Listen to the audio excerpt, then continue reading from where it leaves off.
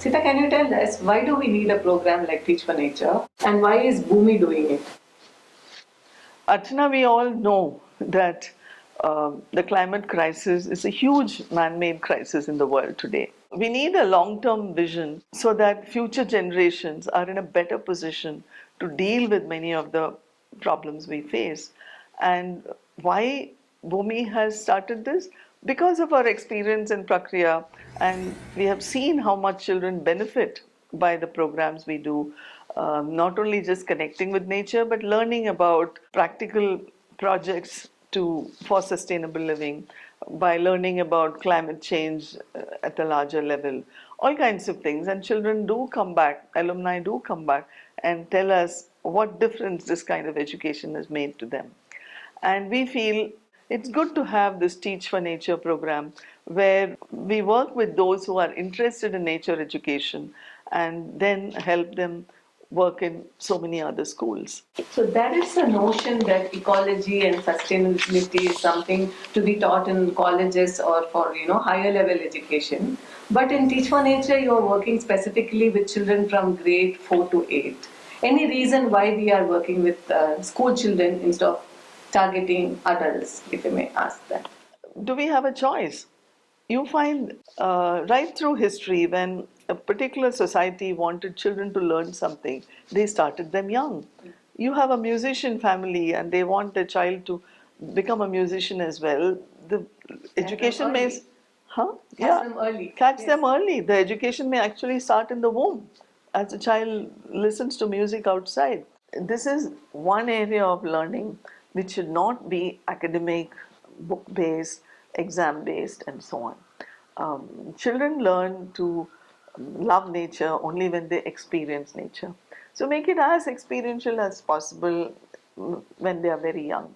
Schools are like a funnel which can take in so much of understanding, information, experiential learning, and direct it towards children, which many parents would find it difficult to do. Especially at the middle school level, we can offer a lot, which is why we have begun the TFN program with middle school children. Nature education is a new concept in our society. So, what do you think is making individuals to enroll for a program like Teach for Nature and give 1 year of their time to, do this?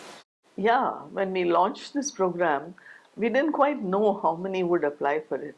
But we were very surprised. More than 200 people applied for just 20 seats. And what we found was many of them are coming here genuinely because they care to connect with nature, and they seem to want to share that love of nature with children. There was this biologist and conservationist, E.O. Wilson, who coined this term biophilia. And what he meant by that is every human being, having been part of nature, um, has a natural love for nature. It's not something that's acquired over a period of time, it's something that is destroyed over a period of time. For a whole lot of reasons, there has been a kind of civilizational blind spot where around the world, and of course in India also, people seem to have neglected the importance of nature. But in a few, it thrives. There are a few who have owned up their biophilia, and I think they are the students um, who apply for this program. And I think we are very fortunate, we feel very blessed that in these times they want to do their bit for the world. And we hope we can play a part in supporting them in their journey. And I think we need many more people to join us to support these youth. They're a precious resource we can't afford to, overlook. Nature education is most often neglected in schools. So, how do you then convince a school or the parents to take it up? The most important way is to spell out, to create awareness that children actually benefit a lot by being in nature. We may think they're just enjoying themselves and jumping and moving around in nature, but they're developing so many skills in the process. Their observation skills, their curiosity, their creativity, all kinds of learning takes place, which we often neglect. yet another kind of thing that children learn is to learn to be happy in nature. And I think in in future times, um, when they say mental illness and depression and alienation are going to be bigger problems for youngsters as they grow up. Connecting with nature is a major way to relieve stress and learn to be part of a larger ecosystem of the earth, which itself can settle many anxieties and issues within them. So that is one thing to put forward to parents and schools.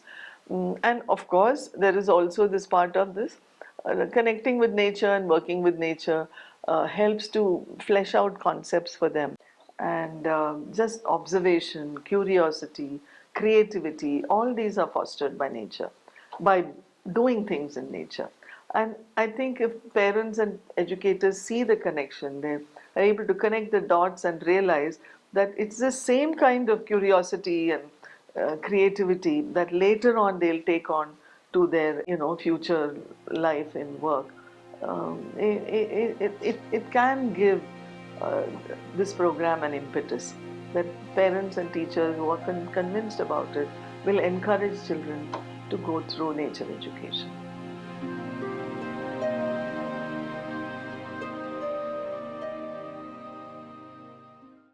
How do you think this program can be scaled up or scaled out, and sustainability of the program?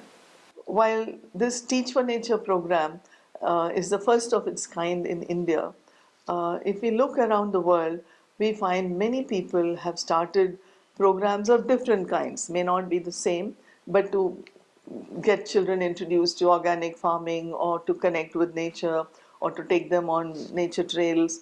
All kinds of organizations exist around the world, and we feel definitely this is an idea whose time has come. And hence, um, we are sure that sooner or later, people who are enlightened about the long-term importance of nature education will come forward to support us, and that's how we'll have to make it sustainable. Can you elaborate a bit on what Teach for Nature actually does? Uh, we decided to focus on three major areas. The first one is, of course, the Teach for Nature program itself. We offer a Teach for Nature fellowship, which is for about a year, where select students are given about 3 months of free education that helps them evolve as good nature educators. And after the 3 months, they are placed in various schools. So the Teach for Nature fellowship is a core of this program. The second area we focused on is to enroll partner schools who understand the importance of nature education to some extent, and they have um, offered classes to be conducted by our TFN fellows. We have 25 partner schools in Bangalore, and the remaining partner schools are all over the country. The third area, uh, which we also consider very important, are the conferences which we have decided to organize year after year. So these conferences are great for bringing together many like-minded people, people who love nature and who believe that nature education is valuable. People come in from NGOs, teachers from various schools, the administrators and heads of many schools, and it becomes a space which is quite alive and interesting, with music, sharing of research, and sharing of the work done by many teachers and students and so on. And we often get some amazing thinkers and writers from other parts of the world as well. Richard Louv spoke to us during the last conference online. Satish Kumar and many others have joined us at the conference. Last year, another interesting person who joined us at our conference was Richard Dunn, who took forward the idea of King Charles to introduce nature education in schools. Can you share a bit more about how this can actually work in school? Well, before I come to that, maybe I can talk about what doesn't work. Here we are talking about evoking feelings in children. And how can feelings be evolved? Only when they experience something. When they experience a garden, experience butterflies, or watching little ants go by. And children often don't get this opportunity to be touched by beautiful nature in schools where it's all concrete and so on. So it's important that children experience nature. Only when children experience nature can they learn to love nature. And only when they love nature would they even feel like doing something to conserve nature. As the children grow older, they can be given more practical projects, projects in organic gardening or waste management, or even auditing the energy used in the school or the water used in the school. A whole lot of projects can be created, but it doesn't mean that they stop enjoying nature. As they grow older, understanding nature has a bigger role. Understanding how food and health are connected, how their bodies work. A whole lot of things can be learned as the children grow older. And in high school and beyond, it's okay to have a lot more of the gloom and doom stories of climate crisis and whatnot. So we focus a lot on the middle school because we have to start somewhere.